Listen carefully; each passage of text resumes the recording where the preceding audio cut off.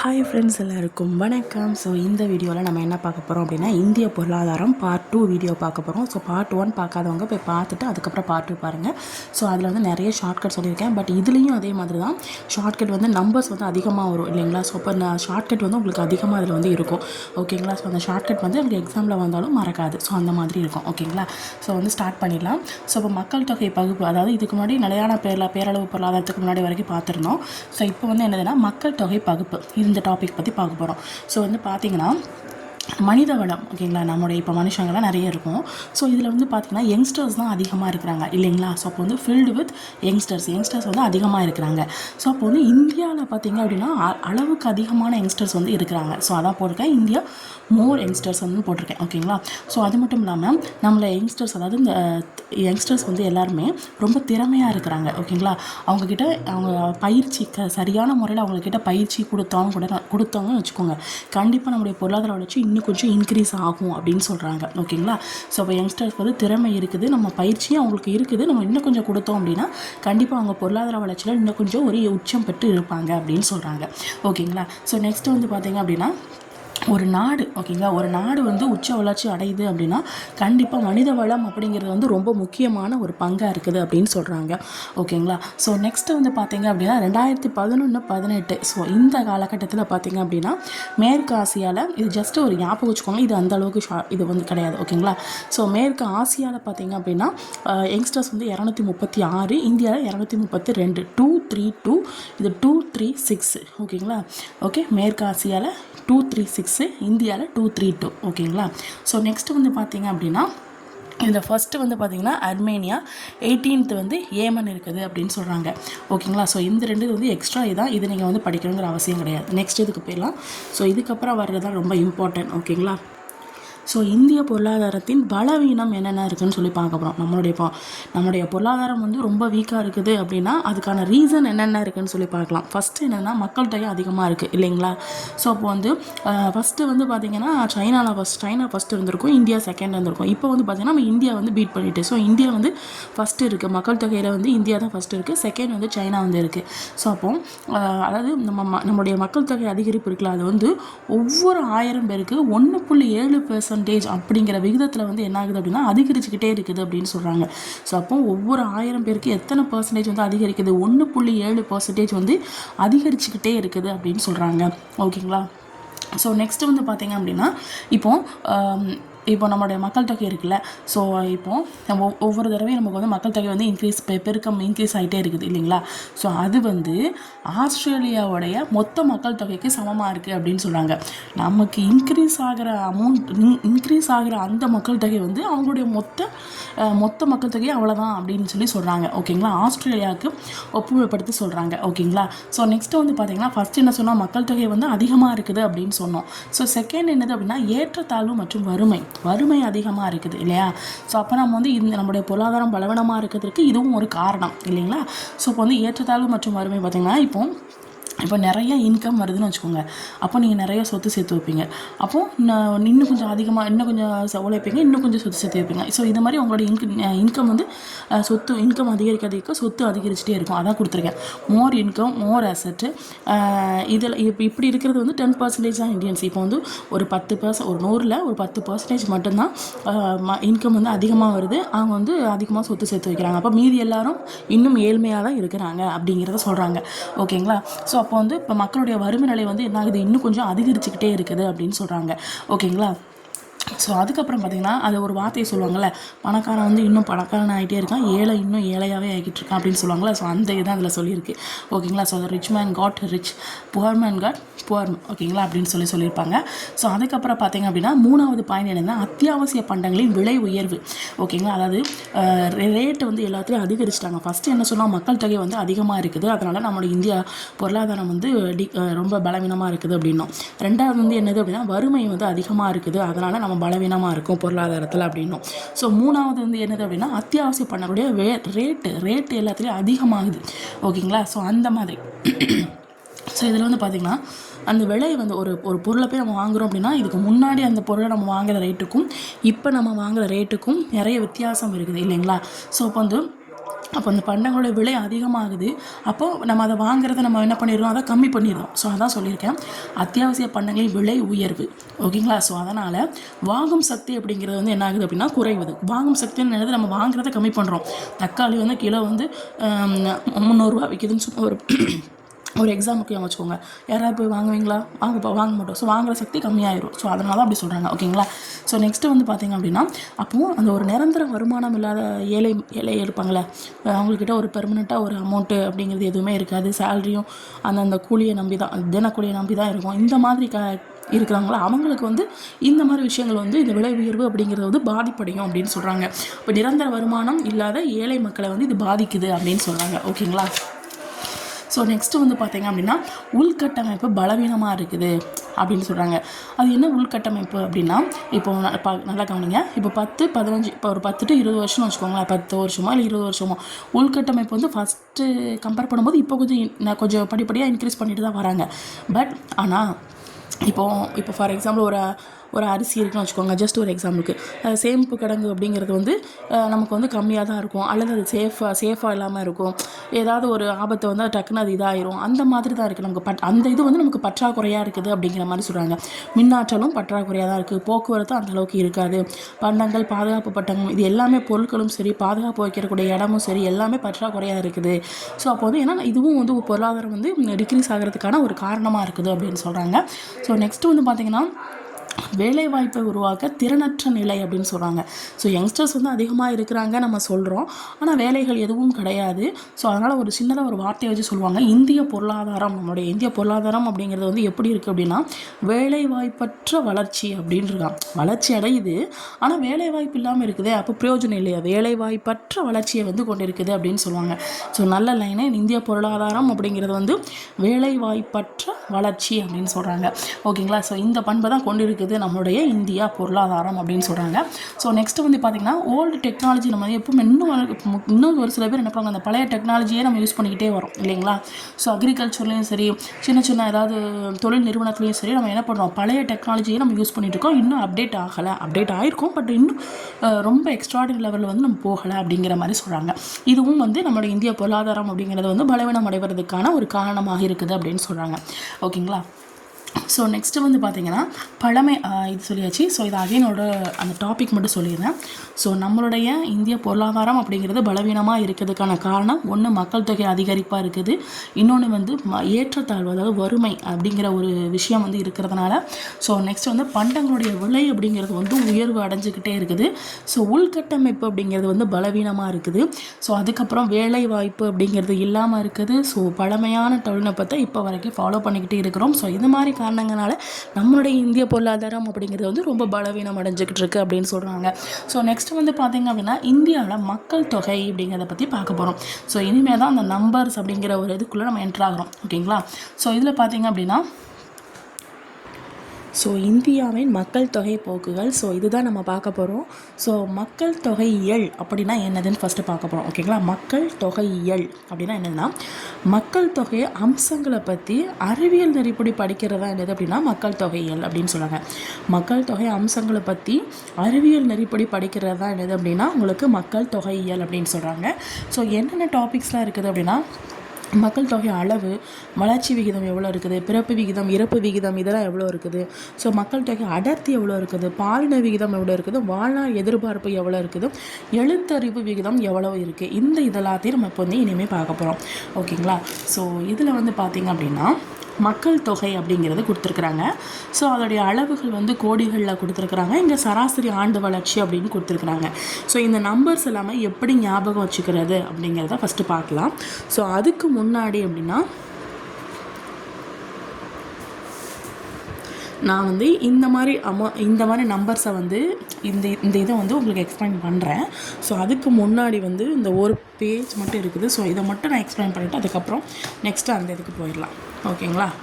So இதில் வந்து பார்த்திங்க அப்படின்னா, பிறப்பு விகிதம், இறப்பு விகிதம், மக்கள் தொகை அடர்த்தி, பாலின விகிதம், எழுத்தறிவு விகிதம் எங்கெங்கே அதிகமாக இருக்குது, எங்கெங்கெல்லாம் கம்மியாக இருக்குது. ஸோ இதான் பார்க்க போகிறோம். ஸோ ஃபஸ்ட்டு கம்மியாக இருக்கிறத போட்டிருக்கேன், அடுத்து வந்து அதிகமாக இருக்கிறத போட்டிருக்கேன். ஸோ ஓகேங்களா? பார்க்கலாம், ஷார்ட்கட்டோடு பார்க்கலாம். ஓகேங்களா? ஸோ பிறப்பு பிறப்பு விகிதம் வந்து கேரளாவில் வந்து கம்மியாக இருக்குது அப்படின்னு சொல்கிறாங்க. ஓகேங்களா. ஸோ 14 அந்த மாதிரி தான் இருக்குது அப்படின்னு சொல்கிறாங்க. ஓகேங்களா. இது எப்படி ஞாபகம் வச்சுக்கலாம்? கேரளா அப்படிங்கிறது நான் பிறப்பு விகிதத்தில் வந்து கம்மியாக இருக்கிறது எப்படி ஞாபகம் வச்சுக்கலாம் அப்படின்னா, கேரளாவில் வந்து பார்த்திங்க அப்படின்னா படிப்பறிவு வந்து அதிகமாக இருக்கும். நீங்கள் பார்த்தீங்கன்னா கேரளாவில் வந்து படிக்கிறவங்களாம் மேக்ஸிமம் அங்கே தான் அதிகமாக இருப்பாங்க. ஸோ அப்போ வந்து கேரளா படிப்பறிவு இருந்தவங்க வந்து என்ன பண்ணுறாங்க, சரிப்பா அதிகமாக குழந்தைய பெற்றுக்க வேண்டாமப்பா, கம்மியாகவே பெற்றுக்கலாம், அளவாக பெற்றுக்கலாம் அப்படிங்கிற அவங்களுக்கு வந்து மைண்டு வந்து இருக்குது அப்படின்னு ஞாபகம் வச்சுக்கோங்க. ஓகேங்களா. ஸோ அப்போ அதுக்கவங்களுக்குலாம் இல்லையான்னு நினச்சிக்கிறாங்க. ஜஸ்ட் ஒரு ஷார்ட்கட்டுக்கு. ஓகேங்களா. கேரளாவில் படித்தவங்க அதிகமாக இருப்பாங்க, எஜுகேஷனுக்கு ரொம்ப இம்பார்ட்டன்ட் கொடுப்பாங்க. ஸோ அதனால் அங்கே வந்து பிறப்பு விகிதம், அதாவது குழந்தைங்க பிறக்கிறது வந்து கம்மியாக இருக்குது. ஓகேங்களா. ஸோ அதிகமாக குழந்தைங்க பெற்றுக்க வேண்டாம், 2 குழந்தைங்க அப்படிங்கிறத ஸ்டாப் பண்ணிக்கலாம் அப்படிங்கிற மாதிரி ஞாபகம் வச்சுக்கோங்க. ஓகேங்களா. கேரளாவில் படித்தவங்க இருக்காங்க. ஸோ அதனால் வந்து 2 குழந்தை அவ்வளோதான், 10-15 பெற்றுக்கூடாது அப்படிங்கிற மாதிரி நினச்சிருக்காங்கன்னு வச்சுக்கோங்க. அப்போ பிறப்பு விகிதம் அங்கே கம்மியாக இருக்குது. ஸோ அப்போ வந்து உத்தரப்பிரதேசத்தில் கொஞ்சம் உத்திரம் அப்படின்னு சொல்லி கோபம் அப்படின்னு வச்சுக்கோங்க. ஸோ அதனால் என்ன பண்ணுறாங்க அப்படின்னா கொஞ்சம் அதிகமாக இருக்குது அப்படின்னு வச்சுக்கோங்க. உத்திரம்னால கொஞ்சம் அதிகம் அப்படின்னு வச்சுக்கோங்க. ஸோ அப்போ அதிகம் அப்படின்னு சொல்லி வச்சுக்கோங்க. இங்கே 14, 29 இது எப்படி ஞாபகம் வச்சுக்கலாம் அப்படின்னா 15, 30 அப்படிங்கிறதுக்கு ஒரு நம்பர் முன்னாடி. ஸோ 14 இங்கே 30னா 29 அவ்வளோதான். ஓகேங்களா. ஸோ இறப்பு விகிதம் பார்க்க போகிறோம். ஸோ இது எப்படி ஞாபகம் வச்சுக்கணும் அப்படின்னா, குறைவாக இருக்கிறது வந்து மேற்கு வங்காளம், அதிகமாக இருக்கிறது ஒரிசா. இது எப்படி நம்ம ஞாபகம் வச்சுக்கலாம் அப்படின்னா, இப்போ வந்து இறப்புனா என்னது, யாராவது உங்களை வந்து கையை காலை உடச்சிட்டாங்கன்னு வச்சுக்கோங்க. என்ன பண்ணுவீங்க, ஒடிச்சிட்டாங்கன்னா இறந்து போயிடுவாங்க. சும்மா ஒரு எக்ஸாம்பிளுக்கு. ஓகேங்களா. அப்போ ஒடிச்சிட்டா நிறைய பேர் இறந்து போயிடுவாங்க. அப்போ ஒடிச்சிட்டா அப்போ ஒரிஷாவில் வந்து அதிகமாக வந்து கையை ஒடிச்சு கை காலை ஒடிச்சனால இறந்து போயிடுறாங்க. ஸோ அதிகமாக அப்படின்னு ஞாபகம் வச்சுக்கோங்க. மேற்கு வங்காளம் எல்லாருமே மேலே எஸ்கேப் ஆகிட்டாங்க. ஸோ அதனால் வந்து இறப்பு கம்மியாக இருக்குது அப்படின்னு ஞாபகம் வச்சுக்கோங்க. ஸோ இங்கே 6, இங்கே ஒரிசாவில் 9 அப்படின்னு ஞாபகம் வச்சுக்கலாம். ஓகேங்களா. ஸோ நெக்ஸ்ட் வந்து பார்த்திங்கன்னா அப்படின்னா மக்கள் தொகை அடர்த்தி. ஸோ இதுபடி பார்த்திங்க அப்படின்னா மக்கள் தொகை அடர்த்தி அப்படிங்கிறது மாதிரி பார்த்திங்கன்னா அருணாச்சலத்தில் வந்து 17 பேர். ஸோ இங்கே வந்து பார்த்திங்கன்னா பீகாரில் தான் இருக்கிறதே மக்கள் தொகை அடர்த்தி அப்படிங்கிறது வந்து அதிகமாக இருக்குது அப்படின்னு சொல்கிறாங்க.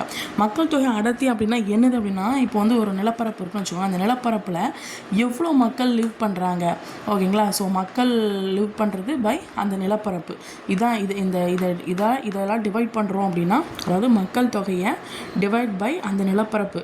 ஸோ அது நிலப்பரப்பால் நம்ம டிவைட் பண்ணுறோம் அப்படின்னா அதான் மக்கள் தொகை அடர்த்தி அப்படின்னு சொல்கிறாங்க. ஓகேங்களா. ஸோ இதை லாஸ்ட் எக்ஸ்பிளைன் பண்ணுறேன். ஸோ அதுக்கு முன்னாடி இதை ஷார்ட்கட்டை முடிச்சுட்டு அதுக்கப்புறம் அங்கே போயிடலாம்.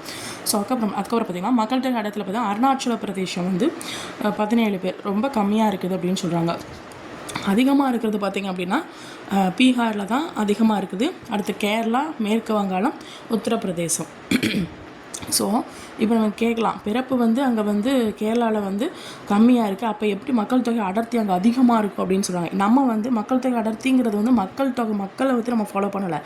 ஒரு நிலப்பரப்பில் மக்கள் எவ்வளோ இருக்கிறாங்கங்கிறத தான் நம்ம கண்டுபிடிக்க போகிறோம். ஓகேங்களா. அதுதான் மக்கள் தொகை அடர்த்தி. ஓகேங்களா. ஸோ இப்போ வந்து இத்தனை கிலோமீட்டரில் இவ்வளோ மக்கள் இருக்கிறாங்கன்னு சொல்கிறாங்க, அதை தான் மக்கள் தொகை அடர்த்திங்கிறாங்க. எவ்வளோ பீப்புள்ஸ் வாழ்கிறாங்கிறது மட்டும் கணக்கிடுறது கிடையாது. ஓகேங்களா. ஸோ அப்போ வந்து பீகார் தான் இதுக்கு அதிகமாக இருக்குது, அருணா வந்து கம்மியாக இருக்கா. ஓகேங்களா. கார் வந்து அதிகமாக இருக்குது. ஓகேங்களா. ஸோ இப்போ மக்கள் அதிகமாக இருக்கிறதுனால என்ன ஆகுது, கார் வந்து அதிகமாகுது. அப்போ பீகார் 1102. அதுக்கப்புறம் கேரளா, மேற்கு வங்காளம், உத்தரப்பிரதேசம். ஸோ அதுக்கப்புறம் இந்த சரி பார்த்தீங்கன்னா அருணா. ஸோ அருணாச்சலம் பார்த்தீங்கன்னா மக்கள் தொகை வந்து அருணா அப்படிங்கிற ஒரு மக்களில் ஒருத்தி அப்படின்னு வச்சுக்கோங்க. அவங்க வந்து ரொம்ப கம்மியாக இருக்காங்க. ஓகேங்களா.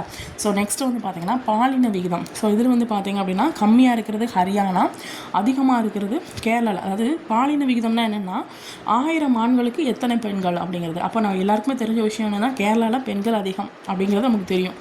அப்படி தானே. ஸோ 1000 ஆண்களுக்கு 1084 அளவு இருப்பாங்க. ஸோ அதனால் கேரளா பெண்கள் அப்படிங்கிறது ஒரு எப்போவுமே ஒரு ஸ்பெஷல் அப்படிங்கிற மாதிரி. ஓகேங்களா. ஸோ அப்போ வந்து கேரளா அப்படிங்கிறது கரெக்டாக கண்டுபிடிச்சிடலாம். ஹரியானா அப்படிங்கிறது கம்மியாக இருக்குது அப்படின்னு வச்சுக்கோங்க. ஓகேங்களா. பாலின விதத்தில் ஹரியானா கம்மியாக இருக்குது, கம்மி அப்படின்னு வச்சுக்கோங்க. 877 தான் இருக்குது. 1000 ஆண்கள் இருந்தாங்கன்னா 877 பெண்கள் தான் இருப்பாங்க. அப்போ மீதி உள்ளவங்களுக்கு அவ்வளோ வச்சுக்கோங்க. ஸோ நெக்ஸ்ட் வந்து பார்த்திங்கன்னா எழுத்தறிவு விகிதம். ஸோ எழுத்தறிவு விகிதம் பார்த்திங்க அப்படின்னா பீகாரில் வந்து எழுத்தறிவு வந்து கம்மியாக இருக்குது. நல்லா யோசிச்சு பாருங்கள். மக்கள் தொகை அடர்த்தி வந்து பீகாரில் தான் அதிகமாக இருக்குது. அடர்த்தி மக்கள் தொகை அதிக அளவு அடர்த்தி இருந்து என்ன பிரயோஜனம்? எழுத்தறிவு இல்லைன்னா வேஸ்ட்டு தானே. ஸோ அப்போ பீகாரில் வந்து 61 வந்து கம்மியாக இருக்குது. அப்போ கேரளாவில் தான் நான் ஆல்ரெடி சொன்னேன், கேரளாவில் படித்தவங்க அதிகமாக இருக்கான் அப்படின்னு சொன்னேன். ஸோ படித்தவங்க அதிகமாக இருக்காங்க. 94% வந்து கேரளா இருக்கிறாங்க. ஸோ அதனால் பிறப்பு விகிதம் அப்படிங்கிறது வந்து கம்மியாக இருக்குது. ஸோ கேரளா வந்து 94%. அப்புறம் மிசோரம், கோவா, ஹிமாச்சல பிரதேஷ், மகாராஷ்டிரா, சிக்கிம், தமிழ்நாடு வந்து 80%. இது 94% கேரளா. மிசோரம் வந்து ஒரு 93 இருக்கும். ஸோ மற்றதெல்லாம் 91, 92, 80, 88 இந்த மாதிரி சம்திங்கில் இருக்கும். நீங்கள் வந்து ஒரு நாடுகளை மட்டும் படிச்சுக்கோங்க, ஓகேங்களா. ஸோ வந்து கேரளா ஸ்டேட் படிச்சுக்கோங்க. தமிழ்நாடு, கேரளா, மிசோரம், கோவா, மகாராஷ்டிரா, சிக்கிம், ஹிமாச்சல பிரதேஷ், ஓகேங்களா. ஸோ மிசோரம், கோவா, ஹிமாச்சல பிரதேஷ், மகாராஷ்டிரா, சிக்கிம், தமிழ்நாடு 80%. பீகார் வந்து 61.8%, ஓகேங்களா. ஸோ இந்த ஷார்ட்கட்டை ஃபஸ்ட்டு ஞாபகம் வச்சுக்கிட்டு ஸோ அதுக்கப்புறம் இந்த சைடு போகலாம். ஸோ இதில் வந்து பார்த்திங்கன்னா மக்கள் தொகை அளவு, இது ஆண்டு வளர்ச்சி. இதை வந்து நம்ம எப்படி ஞாபகம் வச்சுக்கலாம் அப்படின்னா, ஸோ மக்கள் தொகை கொடுத்துருக்குறாங்க 1991, 2001, 2011 இப்படின்னு கொடுத்துருக்குறாங்க. ஸோ இங்கே அளவு கொடுத்துருக்காங்க, இங்கே ஆண்டு வளர்ச்சி கொடுத்துருக்குறாங்க. நம்ம எப்போவுமே வந்து இந்த புள்ளிக்கு அப்புறம் உள்ள நம்பர்ஸ் வந்து ரொம்ப மைண்டில் வச்சுக்கணும்னு அவசியம் கிடையாது. ஜஸ்ட் பேசிக் மட்டும் பார்த்தா போதும். அந்த நம்பரில் வச்சு வந்துருந்துச்சுன்னா நம்ம எழுதிக்கலாம், ஓகேங்களா. ஸோ நல்லா பாருங்கள், 91 இப்போ மக்கள் தொகை தானே பார்க்க போகிறோம், ஆண்டு வளர்ச்சியோட தானே பார்க்க போகிறோம். 91 9லேருந்து 1 கழிச்சு எத்தனை? 8. 8ல் பாதி 4, அப்புறம் 84 சம்திங் எதுவும் வரும் அப்படின்னு ஞாபகம். ஸோ அதுக்கப்புறம் இது என்னது? 1. ஸோ அதை அப்படி போடு. இது என்னது? 0. அதை அப்படி போடு. இந்த ஒரு இதை விட்டு இங்கே 2. ஸோ 102 சம்திங் வரும். 2011 2 1 இருக்குது. அப்போ பார்த்துக்கோங்க, முதல்ல இந்த 1 போடு, அதுக்கப்புறம் முன்னாடி இருக்கிற 2 போடு, அப்புறம் மறுபடியும் 1, அப்போ 121, ஓகேங்களா. ஸோ அப்போ இந்த மாதிரி சம்திங்லாம் வரும் அப்படின்னு ஞாபகம் வச்சுக்கோங்க. சராசரி ஆண்டு வளர்ச்சி எப்படி இருக்கும் அப்படின்னா 2 பாயிண்ட் சம்திங் வரும், 1 பாயிண்ட் சம்திங் வரும், 1 பாயிண்ட் சம்திங் வரும், ஓகேங்களா. 21 ஸ்டார்ட் ஆகும். இங்கே வந்து 9, அப்புறம் இங்கே வந்து 8 6, ஓகேங்களா. 9 தலைகளாக போட்டால் 6, ஓகேங்களா. ஸோ இது மாதிரி தான் இருக்கும் இதோட ஷார்ட்கட்டு, ஓகேங்களா. புரிஞ்சுட்டா? 9ல் 1 எடுத்தா 8, 8ல் பாதி 4. ஸோ 2001 இருக்கா, இதில் 1 ஃபஸ்ட்டு போடுங்க, 0 எடுத்து போடுங்க, இந்த 2 இங்கே போடுங்க. ஸோ அதுக்கப்புறம் இந்த 1 போடுங்க, இந்த 1, இந்த 1, 121. ஸோ ஒரு 2 point something, 1 point something, 1 point something இந்த அளவுக்கு இருக்கும். ஸோ நெக்ஸ்ட் வந்து பார்த்திங்கன்னா கடந்த 100 ஆண்டுகளில் பார்த்திங்க அப்படின்னா 4 மடங்கு மக்கள் தொகை வந்து என்ன இருக்குது? அதிகரிச்சிருக்கு அப்படின்னு சொல்கிறாங்க. சீனாவுக்கு அடுத்து செகண்ட் பிளேஸில் இருக்கிறோம் அப்படின்னு சொல்கிறாங்க. ஆனால் இப்போ வந்து ஃபஸ்ட் பிளேஸில் வந்தாச்சு மக்கள் தொகை இதில்.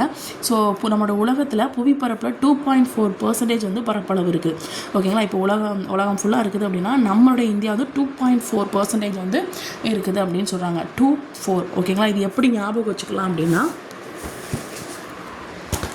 இப்போ புவிப்பரப்பு தானே, புவி பரப்பு. ஸோ இது மாதிரி சொல்கிறாங்களா, புவி பரப்பு 1 2 வச்சுக்கோங்க, 1 2 3 4 முடிஞ்சிச்சு, அவ்வளோதான். 2.4% வந்து இருக்குது. நெக்ஸ்ட்டு வந்து உலக வருவாய் ஜிடிபியில் இப்போது ஜிடிபி எவ்வளோ இருக்குது? 1 2 3 எப்படி வரும்? 1ஐயும் 2வையும் கூட்டினா வந்துடும். அப்போ 1.2, ஓகேங்களா. உலக மக்கள் தொகையில் 17.5 இது மட்டும் ஞாபகம் வச்சுக்கோங்க. 17.5 17.5% வந்து இருக்கிறாங்க. உலக மக்கத்தில் பார்த்தீங்கன்னா 6ல் வந்து ஒருத்தவங்க வந்து எப்படி இருக்காங்கன்னா இந்தியராக இருக்கிறாங்க. ஒரு 6 பேர் அங்கே இருக்கிறாங்கன்னா அதில் ஒருத்தவங்க வந்து கண்டிப்பாக இந்தியனாக இருப்பான் அப்படின்னு சொல்கிறாங்க, ஓகேங்களா. ஸோ அதான் சொல்கிறாங்க, உலக மக்கள் தொகையில் 6ல் ஒருவர் இந்தியர் அப்படின்னு சொல்கிறாங்க. ஸோ நெக்ஸ்ட்டு வந்து பார்த்திங்க அப்படின்னா நம்ம உத்தரப்பிரதேசம் இருக்குல்ல, உத்தரப்பிரதேசத்தையும் மகாராஷ்டிராவையும் 2ஐயும் சேர்த்து, ஓகேங்களா, சேர்த்து இந்த மக்கள் தொகையை பார்த்திங்கன்னா எதுக்கு ஈக்குவலாக இருக்குது அப்படின்னா அமெரிக்கா யூஎஸ்ஏக்கு ஈக்குவலாக இருக்கான். இது வந்து 3rd பிளேஸில் இருக்குது அப்படின்னு சொல்கிறாங்க, ஓகேங்களா. சீனாவுக்கு அடுத்து இந்தியாவுக்கு அடுத்து யூஎஸ்ஏ வந்து அதோடைய மக்கள் தொகை வந்து யூபியையும் மகாராஷ்டிரையும் சேர்த்து போட்டால் எவ்வளோ இருக்குமோ அவ்வளோ இருக்கும் அப்படிங்கிற மாதிரி சொல்கிறாங்க, ஓகேங்களா. ஸோ அதுக்கப்புறம் பார்த்திங்கன்னா அந்த 1911 21 இந்த காலகட்டத்தில் வந்துச்சுன்னா இந்த காலகட்டத்தில் பார்த்தா மக்கள் தொகை அப்படியே டோட்டலாக குறைஞ்சி போச்சு. ரீசன் என்னது அப்படின்னா காலரா, இன்ஃப்ளூன்ஸா இந்த மாதிரி நோய்கள் வந்து ரொம்ப அதிகரிச்சிட்டு. ஸோ அப்போ 1911 21 வரைக்கும் காலரா, இன்ஃப்ளூன்ஸா நோய் இதெல்லாமே அதிகரித்ததுனால இதுக்கப்புறம் ஒவ்வொரு ஆண்டையும் ஒவ்வொரு விதமாக வந்து சொல்கிறாங்க, ஓகேங்களா. ஸோ அது எப்படி ஞாபகம் வச்சுக்கலான்னு பார்க்கலாம். 21 51 61 ஈஸியான நம்பர் தான், ஓகேங்களா. 1921 1951 1961 ஸோ இந்த மாதிரி சொல்கிறாங்க. ஸோ 21 அப்படிங்கிறது வந்து பெரும் பிரிவினை ஆண்டு, ஓகேங்களா. ஸோ 21 வயசில் நம்ம கல்யாணம் பண்ணி வச்சுட்டோம்னு வச்சுக்கோங்க, என்ன பண்ணுவாங்க? பிரிஞ்சு போயிடுவாங்க. ஸோ இப்போ 21 பெரும் பிரிவினை ஆண்டு, ஓகேங்களா. 51 அப்படிங்கிறது வந்து உங்களுக்கு சிறு பிளவு ஆண்டு. ஓகேங்களா, சிறு பிளவு ஆண்டு. இது வந்து 61 பார்த்தீங்க அப்படின்னா மக்கள் தொகை வெடிப்பு ஆண்டு. 50 வயசு வரைக்கும் ஓகே, சின்னதாக ஒரு பிளவு ஏற்படுது. 66 வயசில் வெடிச்சு சதறும். ஓகேங்களா, ஸோ மக்கள் தொகை வெடிப்பு ஆண்டு. ஓகேங்களா, இது புரிஞ்சுட்டா 21 வயசில் கல்யாணம் பண்ணி கொடுத்தோன்னா என்ன பண்ணுவாங்க, பிரிஞ்சு போயிடுவாங்க. ஸோ பெரும்பிரிவு. அதுக்கப்புறம் வந்து 51னா சின்ன பிளவு தான் நடக்குது. ஸோ 61 வயசில் அப்படியே வெடிச்சு சதறிடுவாங்க. ஓகேங்களா, ஸோ அந்த மாதிரி ஞாபகம் வச்சுக்கோங்க. ஸோ இதை தான் இங்கே கொடுத்துருக்கேன். 21, 51, 61 பெரும்பிரிவினை ஆண்டு, சிறுபிளவு ஆண்டு, மக்கள் தொகை வெடிப்பு ஆண்டு. ஸோ இந்த சிறுபிளவு ஆண்டுன்னு சொல்கிறாங்கல்ல, அதுக்கான ரீசன் என்னது அப்படின்னா மக்கள் தொகை பெருக்க விகிதம் வந்து 1.33 1.25 கம்மியாயிடுச்சு. ஒரு சின்னதாக பிளவு நடந்துட்டு அப்படின்னு வச்சுக்கோங்க. ஸோ 61 வெடிச்சு சதறிட்டோம்னா என்னது, நிறைய இருக்கிறாங்க, இப்போ வெடிச்சு சதறிட்டு அப்படின்னு சொல்கிறாங்களா. ஸோ அப்போ வந்து 1.9 2 வரைக்கும் போயிடுச்சு அப்படின்னு சொல்கிறாங்க. ஓகேங்களா, ஸோ நெக்ஸ்ட்டு வந்து பார்த்திங்கன்னா இதில் அந்தளவுக்கு இம்பார்ட்டன்ஸ் ஒன்றும் கிடையாது. ஸோ நெக்ஸ்ட்டு அதாவது 2001 கணக்கெடுப்பு போய் பார்த்தீங்க அப்படின்னா 100 கோடி அப்படிங்கிறத வந்து கடந்துட்டு அப்படின்னு சொல்கிறாங்க. ஓகேங்களா, ஸோ பிறப்பு விகிதம் இறப்பு விகிதம். ஸோ இதில் வந்து பார்த்திங்கன்னா பிறப்பு விகிதம் இதுதான் நான் வந்து உங்களுக்கு ஷார்ட்கட்டாக சொல்லியிருப்பேன். இந்த கேரளா, உத்தரப்பிரதேசம் இதெல்லாம் ஷார்ட்கட்டாக சொல்லியிருப்பேன். ஸோ அதுக்கு முன்னாடி இந்த விகிதத்தை மட்டும் பார்த்துக்கலாம். பிறப்பு விகிதம் என்னென்னா அப்படின்னா என்னது அப்படின்னா 1000 மக்கள் தொகைக்கு எவ்வளோ குழந்தைங்க வந்து பிறக்கிறாங்க அப்படிங்கிறத வந்து குறிக்கிறது. ஓகேங்களா, ஸோ அது மட்டும் இல்லாமல் இறப்பு விகிதம் அப்படின்னா என்னென்னா 1000 மக்கள் தொகைக்கு எத்தனை பேர் இறக்குறாங்க அப்படிங்கிறத குறிக்கிறது வந்து இறப்பு விகிதம். ஸோ இப்போ இந்த வந்து பிறப்பு விகிதம் இறப்பு விகிதம் பார்க்க போகிறோம். ஸோ 1951, 2001, 2011. ஸோ இதுபடி பார்த்தீங்கன்னா ஸோ இதில் வந்து 51, 39, 25, இது வந்து 21. ஒரு நிமிஷம்.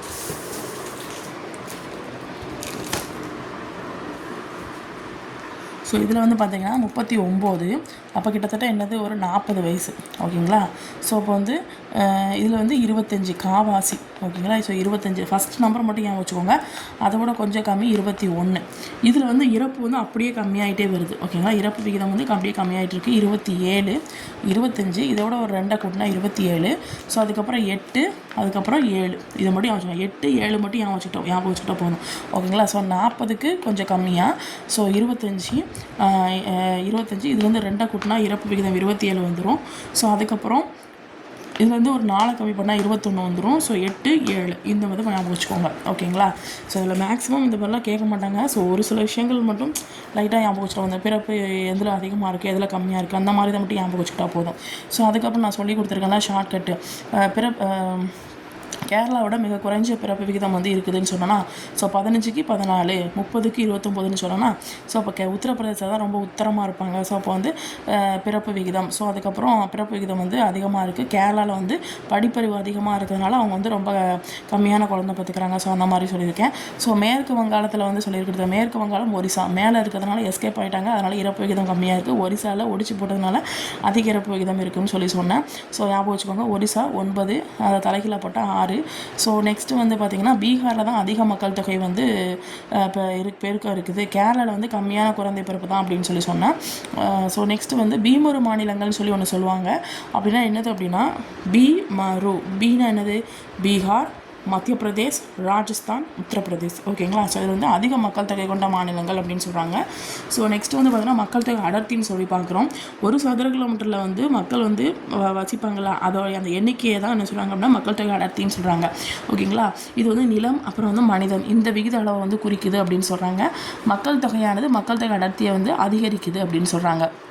இப்போ மக்கள் தொகை அடர்த்தி வந்து எப்படி கால்குலேட் பண்ணணும் அப்படின்னா, மொத்த மக்கள் தொகை எவ்வளோ இருக்கிறாங்க, அந்த பகுதியோட நிலப்பரப்பு எவ்வளவு.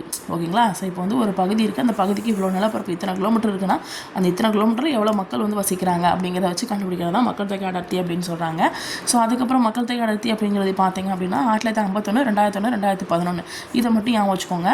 ஸோ 114, 1951 மக்கள் தொகை அடர்த்தி வந்து வெறும் 100 சம்திங் தான் இருந்துச்சு. அதுக்கப்புறம் 300 சம்திங் வந்துட்டு அதுக்கப்புறம் 380 கிட்டத்தட்ட 400 கிட்ட தொட்டுருச்சு. ஓகேங்களா, ஸோ இது மாதிரி பேசிக்காக மட்டும் ஞாபகம் வச்சுக்கோங்க. மேக்ஸும் இந்த மாதிரி இதெல்லாம் கேட்க மாட்டாங்க. ஸோ கேட்டால் பார்த்துக்கலாம். ஓகேங்களா, அதான் பேசிக் மட்டும் படிச்சு வச்சுக்கோங்க.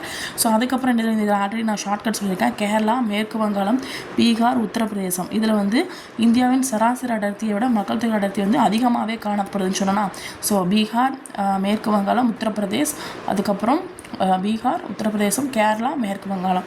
ஸோ இதில் வந்து மக்கள் தொகை அடர்த்தி வேறு. ஏன்னா மக்கள் தொகை அடர்த்தி எவ்வளோ மக்கள் இருக்காங்க அந்த நிலப்பரப்பில் அதை பொறுத்து தான் இருக்கும். ஓகேங்களா. ஸோ கேரளாவில் வந்து மக்கள் தொகை வந்து அடர்த்தியாக இருக்குது. மேற்கு வங்காளம், பீகார். இதில் பீகாரில் தான் ரொம்ப அதிகமாக இருக்குது அப்படின்னு சொல்கிறாங்க. அப்போ நல்லா கேட்டுக்கோங்க, பீகாரில் எழுத்தறிவு கம்மி, ஆனால் மக்கள் தொகை அடர்த்தி மட்டும் அதிகமாக இருக்குது. மக்கள் தொகை அடர்த்தி வந்து என்ன பிரயோஜனம்? எழுத்தறிவு இல்லை அப்படிங்கிறத ஞாபகம் வச்சுக்கோங்க. 60% தான் இருக்கும். ஸோ அதுக்கப்புறம் பார்த்திங்கன்னா அருணாச்சலத்தில் வந்து ரொம்ப கம்மியாக இருக்குது. அருணாச்சலம் பிரதேசம் சொன்னோன்னா ஸோ அதில் வந்து ரொம்ப கம்மியாக இருக்குது. ஸோ பாலின விகிதம் சொல்லி பார்த்தீங்க அப்படின்னா 1000 ஆண்டுகளுக்கு எத்தனை பெண்கள், ஆண்களுக்கு எத்தனை பெண்கள் இருக்கிறாங்க. ஸோ 1951 பார்த்தீங்கன்னா 946 பெண்கள் இருந்தாங்க. அப்புறம் 2001 பார்த்தீங்கன்னா 933, அப்புறம் மறுபடியும் 940. இப்போ 940, 930, மறுபடியும் 940 இந்த மாதிரி இருக்குது. ஓகேங்களா. ஸோ கேரளாவில் தான் வந்து கேர்ள்ஸ் வந்து அதிகமாக இருப்பாங்க. 1000 ஆண்களுக்கு 1084 பெண்கள் வந்து இருப்பாங்க. ஸோ ஹரியானா சொல்லணும், ஹரியானா பாலின விகிதம் ஹரியானா அப்படின்னா இது கம்மியாக இருக்குது. ஸோ ஹரியானா 877, 1000 ஆண்களுக்கு 877 தான் இருக்கிறாங்க அப்படின்னு சொல்கிறாங்க. ஓகேங்களா. ஸோ நெக்ஸ்ட்டு வந்து பிறப்பின் போது வாழ்நாள் எதிர்பார்ப்பு. ஸோ அப்படின்னா என்னது அப்படின்னா இப்போ ஒரு குழந்தை பிறகு அப்படின்னா எவ்வளோ நாள் வாழும் அப்படிங்கிற அந்த அளவை தான் என்ன சொல்கிறாங்க அப்படின்னா வாழ்நாள் எதிர்பார்ப்பு அப்படின்னு சொல்கிறாங்க. இப்போ வந்து இறப்பு விகிதம் அதிகரிக்குன்னு வச்சுக்கோங்க. நிறைய பேர் அங்கே இறக்குறாங்க அப்படின்னா அப்போ என்ன அர்த்தம்? அங்கே வாழ்நாள் வந்து கம்மியாக தானே இருக்கும். அப்போ இறப்பு விகிதம் வந்து ரொம்ப கம்மியாக இருக்குது அப்படின்னா, அதாவது கம்மியாக சாகுறாங்க எல்லாரும் அப்படின்னா என்ன அர்த்தம்? அங்கே வாழ்நாள் வந்து அதிகமாக இருக்குதுன்னு அர்த்தம். ஸோ அதான் இதில் சொல்லியிருக்கிறாங்க. ஸோ இதில் வந்து பார்த்திங்க அப்படின்னா 1951, 991, 1991, அதுக்கப்புறம் 2001, 2011 இதுலேயும் பார்த்தீங்கன்னா ரொம்பலாம் இன்ட்ரெஸ்ட் எடுத்து படிக்கணும் அவசியம் கிடையாது. ஜஸ்ட் மேலோட்டமாக பார்த்தா போதும். இதெல்லாம் கிட்டத்தட்ட ஒரே ஒரு நம்பராக வரும். ஓகேங்களா. ஸோ இது எப்படி நான் சொல்கிறேன். இப்போது 32, இங்கே 31, மறுபடியும் இங்கே 32. ஓகேங்களா. இது பாய், இது கேர்ளு, இது டோட்டல் 32. புரிஞ்சுட்டா? 32, 31, இங்கே என்ன இருக்கோ அதே 32 அங்கே. ஓகேங்களா. அதுக்கப்புறம் பார்த்தீங்கன்னா 58, இங்கே என்ன 58 இருக்கோ அதே 58 இங்கே. ஸோ இங்கே வந்து ஒரு நிமிஷம் கூட 59. ஓகேங்களா. ஸோ அதுக்கப்புறம் நல்லா கவனிச்சுக்கோங்க. 61, இங்கே கீழே 61. ஓகேங்களா. ஸோ இங்கே 62, இங்கே 63. ஓகேங்களா. 61, அதுக்கு ஆப்போசிட் 61, இங்கே 62, இங்கே 63. ஓகேங்களா. ஸோ அதுக்கப்புறம் இங்கே 62, 63 இந்த இதை மட்டும் ஏன் வச்சுக்கோங்க. ஓகேங்களா. 61, 62, 62, 63 அப்படி கூட ஏன் வச்சுக்கலாம். அல்லது 61, இங்கே 61, அப்புறம் மறுபடியும் 62, இங்கே 63. ஓகேங்களா. இப்படி இந்த மாதிரி போகுது. 61, 62, 63 அப்படின்னு சொல்லி போகும். ரொம்ப குழப்பிக்காதீங்க, ஜஸ்ட் ஞாபகம் வச்சுட்டா போதும். ஓகேங்களா. ஸோ நெக்ஸ்ட் வந்து பார்த்திங்க அப்படின்னா 2001, 2011 இந்த காலகட்டத்தில் பார்த்தீங்கன்னா வாழ்நாள் எதிர்ப்பு விகிதம் வந்து ஜஸ்ட் ஒரு 23 வயசு வரைக்கும் தான் இருப்பாங்க அப்படிங்கிற மாதிரி தான் இருந்துச்சு. ஓகேங்களா. ஸோ எழுத்தறிவு விகிதம் சொல்லி பார்க்குறோம். ஸோ இதில் வந்து பார்த்திங்கன்னா 4ல் ஒருத்தன் வந்து படித்தவனாக இருப்பான். ஆனால் அது பையனாக இருந்தால், இதே பொண்ணாக இருந்துச்சுன்னா 12 பேரில் ஒருத்தி படித்தவளாக இருப்பாள். அப்போ அங்கே பெண்கள் அப்படிங்கிறது வந்து படிப்பறிவுங்கிறது கம்மியாக இருந்திருக்கு அந்த காலகட்டத்தில் அப்படின்னு சொல்கிறாங்க. 1951 அதாவது எப்படி சொல்கிறாங்க. ஸோ 6 பேர் இருக்கிறாங்கன்னா ஒருத்தர் மட்டும் தான் எழுத்தறிவோடு இருந்திருக்கான் அப்படின்னு சொல்கிறாங்க. ஸோ அதுக்கப்புறம் பார்த்தீங்கன்னா 1951, 2001, 2011 நாங்கள் டோட்டல் மட்டும் சொல்கிறேன். ஓகேங்களா. டோட்டல் அந்த கல்வி அறிவு மட்டும் சொல்கிறேன். ஃபஸ்ட்டு வந்து என்னென்னா 18 வயசு ஆகிடுச்சு, கல்வி எழுத்தறிவுலாம் ஒன்றும் படிக்க வேண்டாம், நிப்பாட்டுவோம் அப்படின்னு சொல்லிடுவாங்க அந்த காலகட்டத்தில். 1950 18 வயசு ஆகிடுச்சுல போச்சு, அதுக்கப்புறம் கல்யாணம் பண்ணி கொடுத்துருங்க அப்படின்னு சொல்லுவாங்க. அப்புறம் அதுக்கப்புறம் லாஸ்ட்னா 64, 74 இது மட்டும் ஏன் வச்சுக்கோங்க. 64, 74 எழுத்தறிவுக்கு 7 64, 74. ஓகேங்களா. ஸோ இதில் வந்து பார்த்தீங்கன்னா கேரளாவில் வந்து அப்புறம் நான் ஆல்ரெடி சொல்லியிருக்கேன் கேரளாவில் அதிக படித்தவங்க இருப்பாங்க. ஸோ 94%. பீகாரில் வந்து அங்கே வந்து மக்கள் தொகை அடர்த்தி தான் அதிகமாக இருக்கே தவிர படிப்பறிவுங்கிறது எழுத்தறிவுங்கிறது கம்மியாக இருக்குது. தமிழ்நாட்டில் 80%. மிசோரம், கோவா, அதுக்கப்புறம் ஹிமாச்சல பிரதேஷ், மகாராஷ்டிரா, அதுக்கப்புறம் சிக்கிம், லாஸ்ட்டு தமிழ்நாடு, அதுக்கப்புறமா பீகார் வந்து 60% இருக்குது. ஸோ இது வந்து பார்ட் 2 வீடியோவில் மக்கள் தொகை அடர்த்தி பார்த்துச்சு. பார்ட் 3ல் வந்து நெக்ஸ்ட்டு இயற்கை வளங்கள் இது எல்லாமே பார்த்துடலாம். ஓகேங்களா. ஸோ இன்னும் கொஞ்சம் பேஜ் இருக்குது, அடுத்ததோட முடிச்சாலும்.